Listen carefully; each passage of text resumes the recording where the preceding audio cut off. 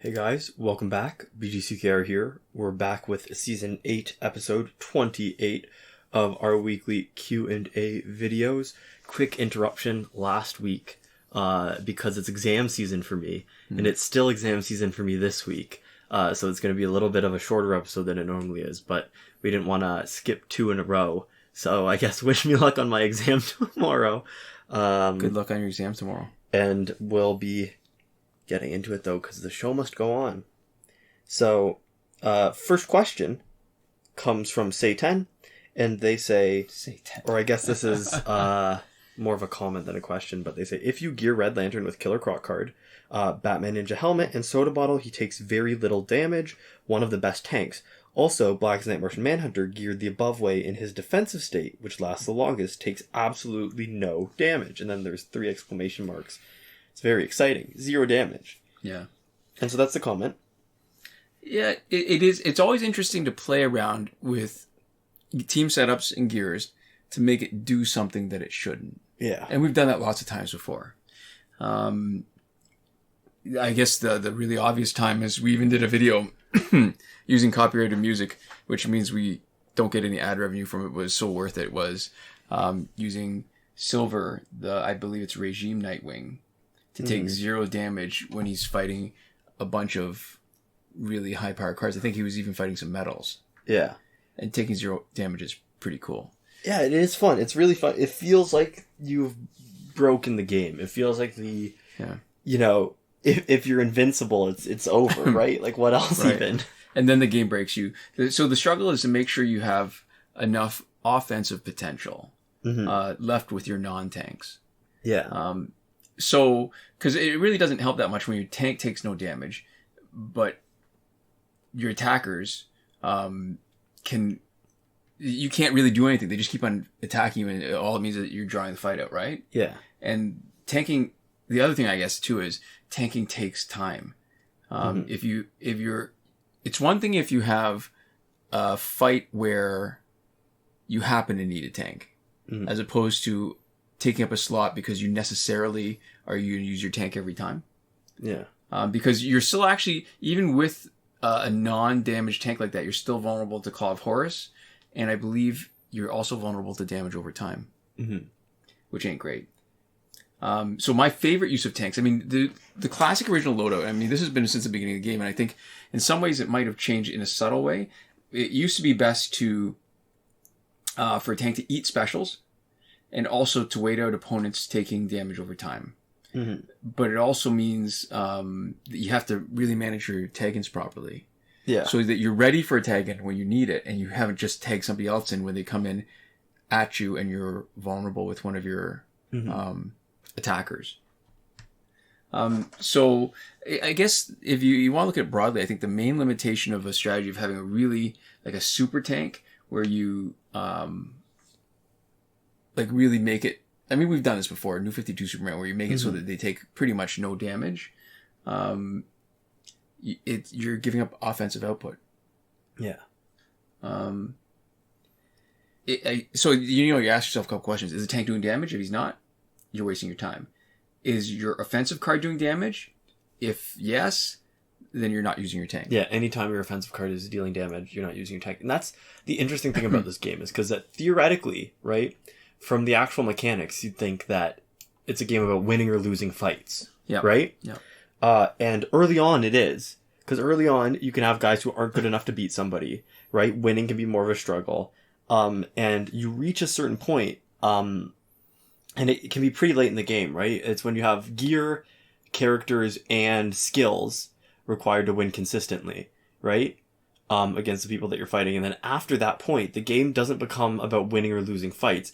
It becomes the main sort of metric for success is how quickly you're accumulating resources. Yeah, or whatever goal it is, because it all is resources. Yeah, everything is resources. Yeah. So it's how quickly you're accumulating whatever resource you're going for after a certain point, and that becomes sort of the main thing, right? So we're not really concerned about win states, lose states. The only time we might lose is if we're picking a team that we know sort of isn't built optimally because we think it's fun or interesting to play with. Or we are trying to achieve a Phantom Zone task where the goal isn't necessarily to win, it's to do something, and then there's a chance of losing. Yeah, that's true. Yeah.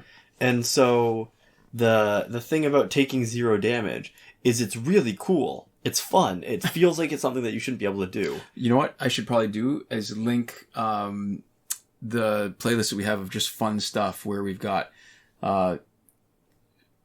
people disappearing. Yeah. And Dark Side Apocalypse staying huge. Mr. Big. Yeah. Yeah. And so it's fun and it's cool. But in terms of like being good on the main sort of metric for success for where we're at, win-lose isn't necessary, because we're that's not sort of how we're marking whether or not we're doing a good job. And what taking 0 damage does is it means you're using all your gear to take that 0 damage, which means you're not having boosted damage, which means your fights are slower. Right. And so it's fun. And that's always one of the sort of main goals. Always the main goal is to have the most fun, right? But in terms of long term, it's sort of fun to do. It's fun to mess around with a little bit, but it's not sort of the kind of thing that you probably end up playing with long term, because long term it doesn't hit that resource collection goal.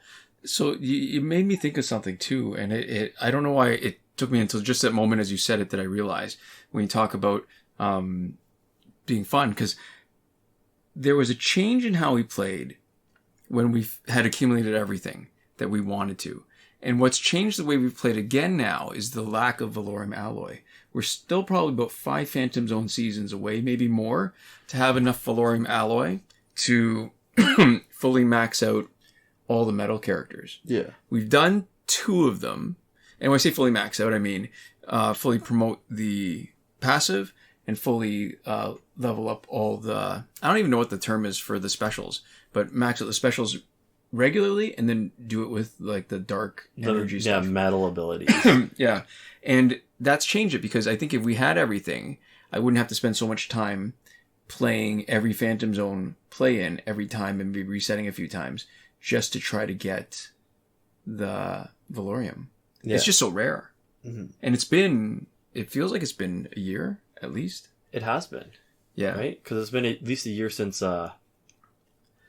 any content update, right? So and it's been way more than a year. So I've been keeping one account clean with no replays, but just playing every time and getting all the Valorium alloy. And it's slow going because I think, excuse me, you're looking at well over 30,000 Valorium alloy for one character. And so you're talking about close to 200,000, which is not insignificant. Yeah. And getting back to the idea of tanks too, I think I come around the idea that in high level fights, making your main damage dealer a little tougher, a little hardier is better now. And it's not so much that it's a change in philosophy. Excuse me, got a tickle in my throat. But more an acknowledgement that the offensive potential of the best cards has gotten so much better as in proportion to who you're fighting against. Yeah. And that, I'm thinking specifically of Flashpoint team with Batman doing basic damage. Or actually anything, right? Because it's the boosted crit damage. Yeah. And also Blackest Night Catwoman, that they're so good now. They're pushing really the limits of damage.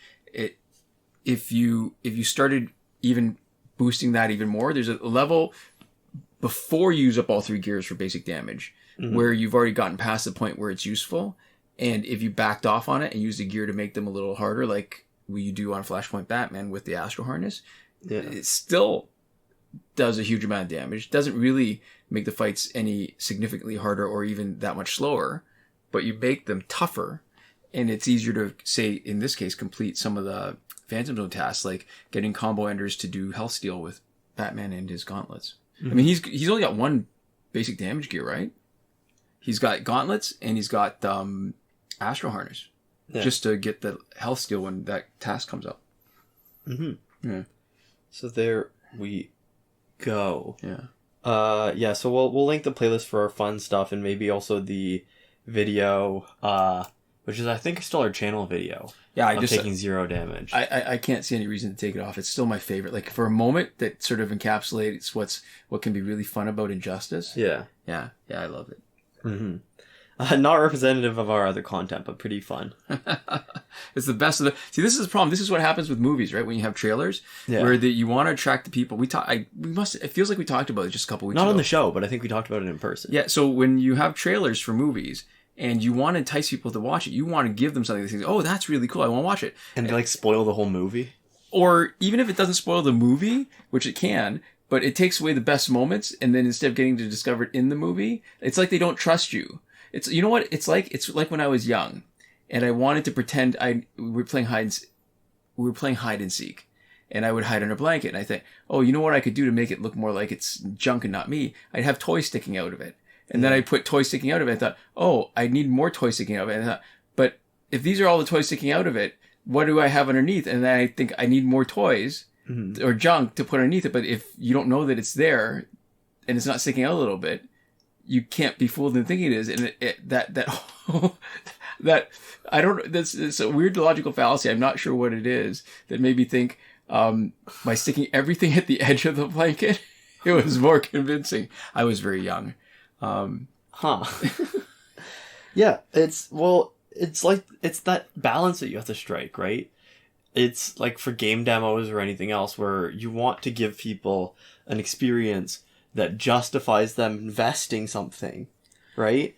And so you want to make people happy with actually going and showing up to the real thing, but you also want to put as much as you can into the trailer for it. And that's, the interesting thing about the way that like trailer houses like cut movies, right? Yeah. And can have totally different sensibilities than the actual showrunners. There's a good set of videos a while ago that was it was like Harry Potter, but it's a rom-com.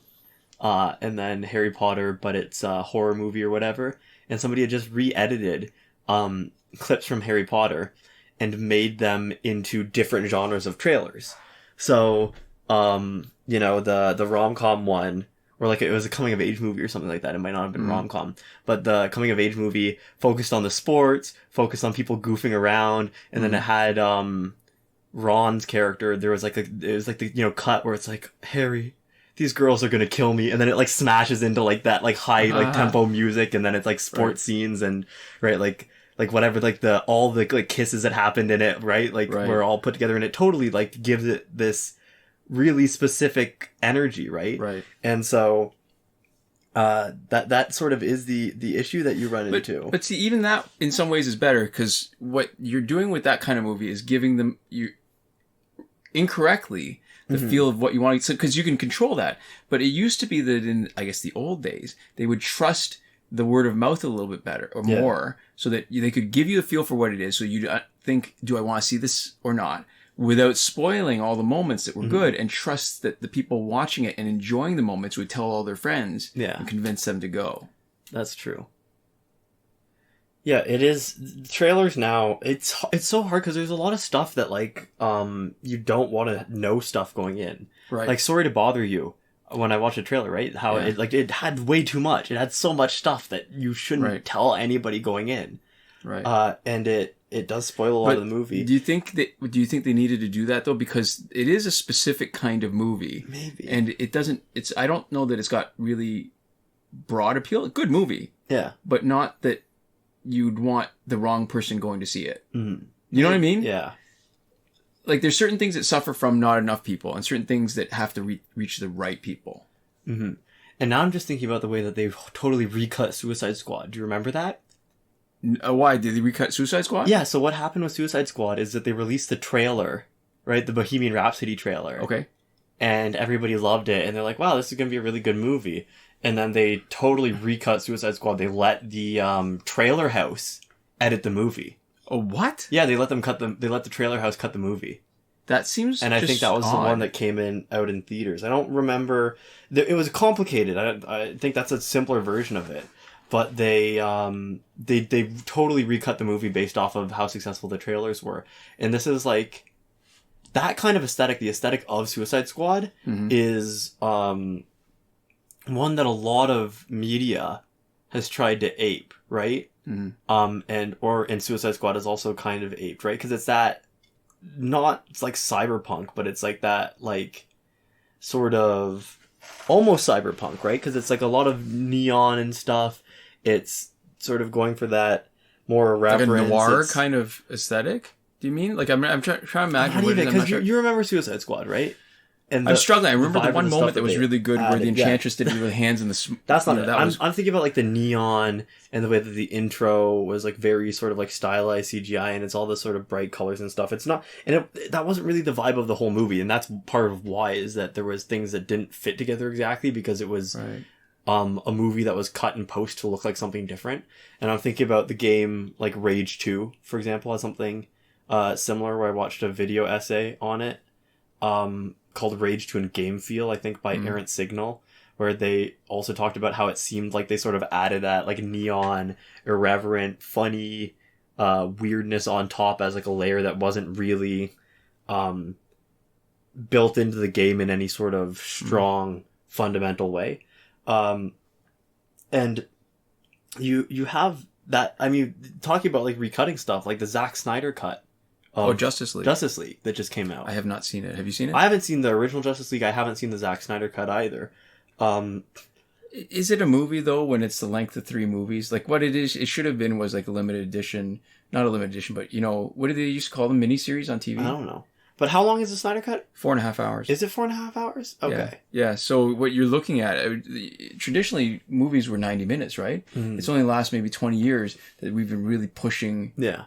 Like, you know, it was Lord of the Rings, 3 hours, right? Yeah, I've heard visually that the Snyder cut is actually much better. And, you know, say what you want about the quality of things, but I've heard that the visuals of it are a lot better, and they're a lot more sort of careful. They're a lot more purposefully chosen. As opposed to just like flashy and kind of fun. Right. So it's just, I think it's weird how many pieces of media are more living documents now than static things. Right. And I think for like video games with updates, right? I mean, it used to be video games were static things, right? But I think the understanding of games as service and games as live products, has been around for a while. But it's weird to see movies, right, with like director's cuts and re-releases and like that type of stuff. Yeah, Blade Runner. That was probably the most significant mainstream movie that had that kind of, right? They had the theatrical cut where they did the Harrison Ford as Decker voiceover. Mm-hmm. Then they had like a extended cut, and then they had a director's cut. Which removed the voiceover and then redid some scenes. Yeah, so I can't remember how many there were, but to me that was like when you say that kind of stuff where it doesn't happen often. You're right, it doesn't. But I remember how like significant it was when Blade Runner came out and it was panned critically. Yeah. So then there was all these attempts to sort of bring it back, and I guess that was in a time when I think I could be wrong, when videotapes weren't nearly as established, or being able to get a movie after it was released wasn't as established. So it was a big deal then that they'd re-release it and do these things with it afterwards. The Snyder Cut is kind of ridiculous, though, because the amount of stuff, they refilmed a bunch of stuff, too. Yeah. It was like $80 million or something to make the Snyder Cut from the regular one. Huh. Which is, you know...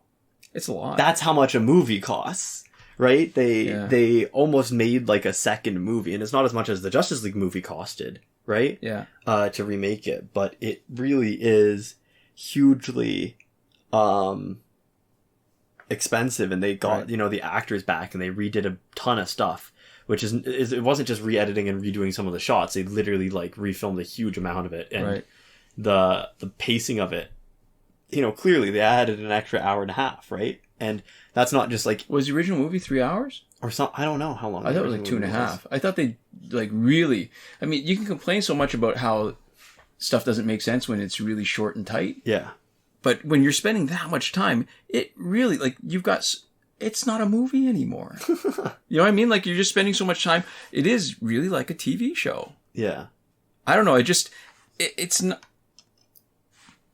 I don't even know what I'm trying to say. I mean, if you're going to judge the original movie by how convoluted it was, and again, I never saw it, so I don't know. I know these were the the criticisms of it, then it's you're really talking about a whole different thing. It wasn't. Was it ever released in theaters? It's Zack Snyder cut? I don't think it was. No, right? it is. It just got released now. Yeah, but it was released all streaming, right? Yeah, it's on like HBO or something. Or yeah. I don't know where it is. It's on something or other. So when you compare its success, I mean, it feels like it should be the same thing because, you know, all those movies are being released streaming, but it's they're different things.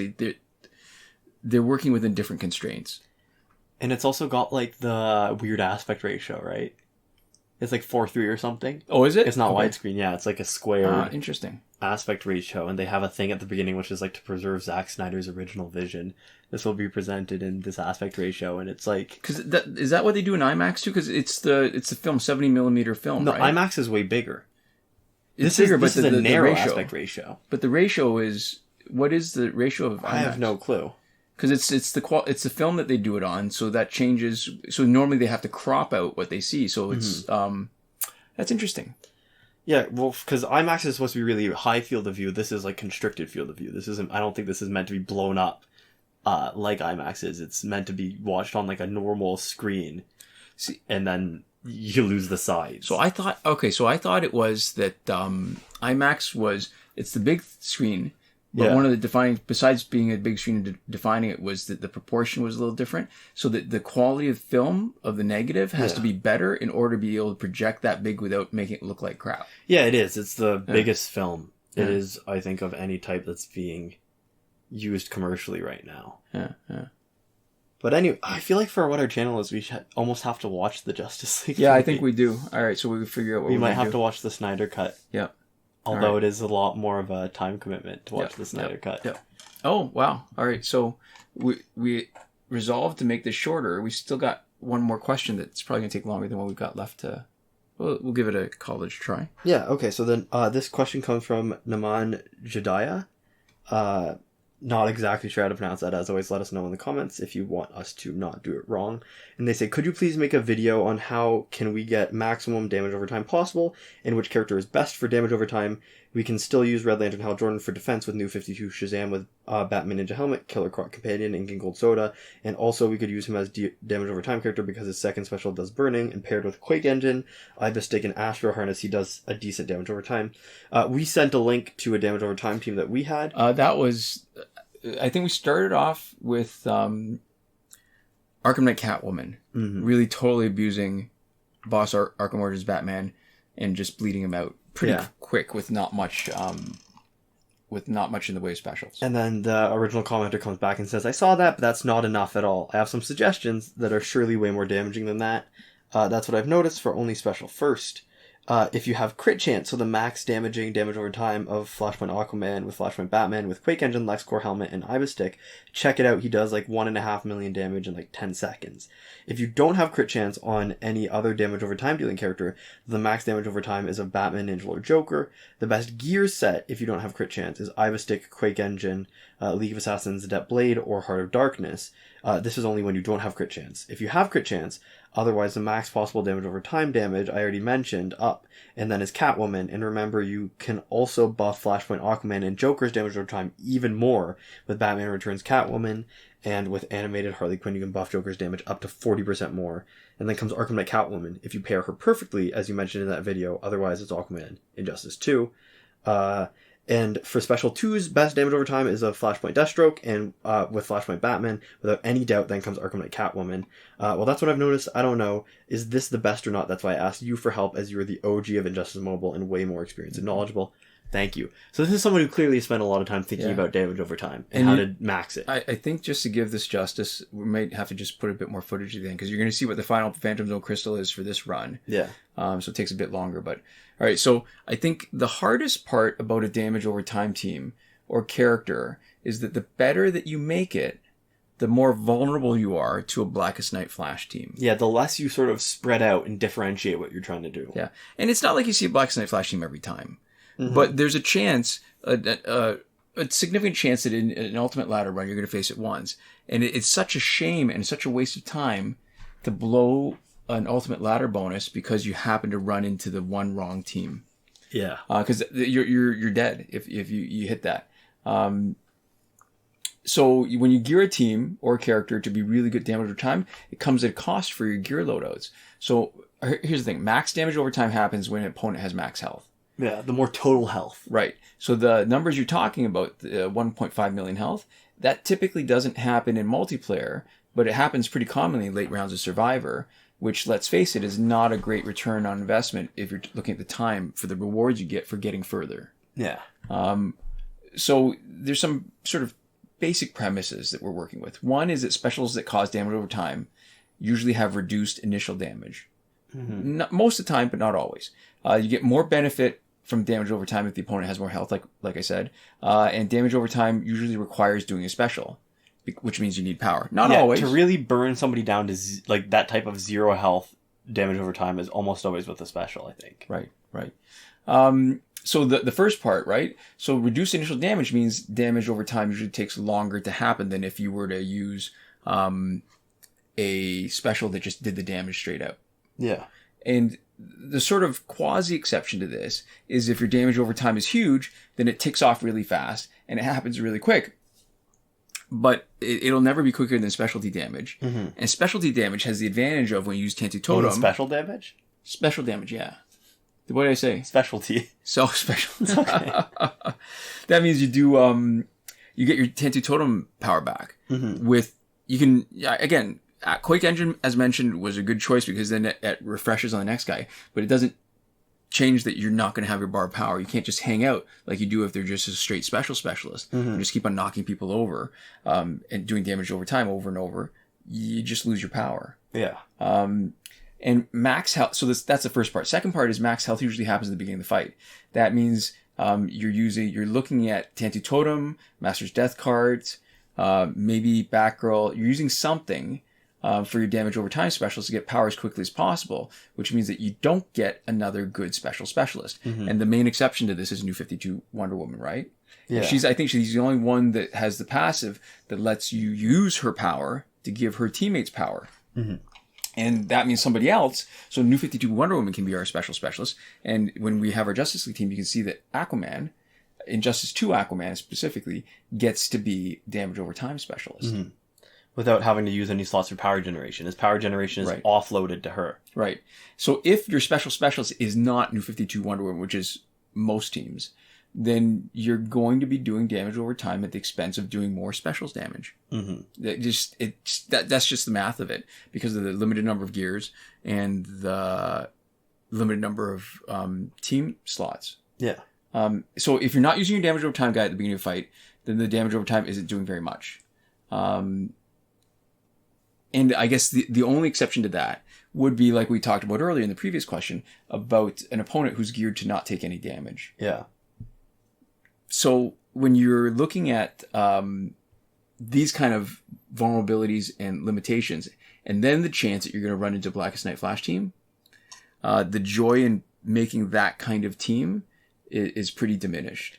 Yeah, but to be fair, to speak directly to the observations, right? Your observations about what's best and what works for you is almost certainly right? We can't... Right. You've clearly spent more time with damage over time teams, tinkering around with that specifically than we have. So I'd be pretty comfortable saying, we're not sure, and I'll take your word on it for what's the best for pure damage over time. But what we do have experience with is sort of balancing teams to both have damage over time and still try to not ever lose any fights. Yeah, and I will tell you, if you're not worried about winning the fight, and you're worried about just doing max damage over time, fastest damage over time, and you're going to be doing it in specific circumstances, not broadly, then the best damage over time dealer is probably Injustice 2 Aquaman. And that'll happen when we've got a fight, and I got to find that clip, where we're facing another Injustice 2 Aquaman. Mm-hmm. He gives us damage over time, and then we bounce it off doubled on him. He bounces off double on us, and then we bounce it off double onto Injustice 2 Superman, who tags in. And then it's like instantly 0 health, basically. Pretty fast. So if you're going to be talking about that, and then if you stack them with Quake Engine and the other gear is going to be something that either gives more damage over time or... I think that's more than enough. Mm-hmm. Then what you do is that you're doubling that again, and the Quake Engine gives you 50% premium on the damage over time that you do on somebody who's got less than a bar of power. So there you go. That's it. That's how you deal the most damage over time, technically. Yeah, but those kind of videos take more time to do just because you have to get the right circumstance and film it when it's happening. Mm-hmm. You gotta set it up. And that's going to be really hard because I'll tell you what, when Injustice 2 Aquaman has 2 bars of power, unless you've got separation from him, he's going to do a special too. Yeah. So there we go. And that's our last question, last stuff for the week. We're going to talk about what's happening with politics right now, but I guess we'll save that. Yeah. Or maybe not, depending on whether it's relevant, by the time we get around to it. Yeah. But anyways, to finish up, I'd like to give a shout out to Eliza Oceanman Caton. She actually tried to listen to all 13 of Ween's albums unironically, which is apparently a hard band to listen to cover to cover unironically. I don't even know. I'll have to show you Ocean Man then after Okay. this. It's a catchy song, but they're a weird band, and apparently a lot of their music is Not less mainstream. than stellar. All right. The Ocean Man song was in the SpongeBob movie. Okay. I believe. I'm like 90% sure. Anyways, this shout out was brought to you by Eliza, who told me what to say here. She wrote this one for me. So thanks, Eliza, for my week off from figuring out something. I would say something funny to say, but oftentimes it's not that funny or clever. It's just a thing. Yeah. So for giving me a week off, coming up with something to say here anyways. Nice. We'd also like to give a huge thank you to everybody who supports us on Patreon. And that would be Consul Peasant and Edwoon supporting us at the highest tier, Last Word. Mohammed Albshaiti at the Your Message Here tier. Shawn Farrell, Daniel Simonson, Aaron Maule, Michael DeVries, Brandon C., Irvin Ruiz, and Eddydoo, who support us on the credited level. And Chris Wolf, Scarlett Danny, Awesome 2 for 1, Pavu RS, Gavin Malott, and Isfar E at the gratitude level. Yeah, thanks so much for your support, and we'll see you next time. Komoda.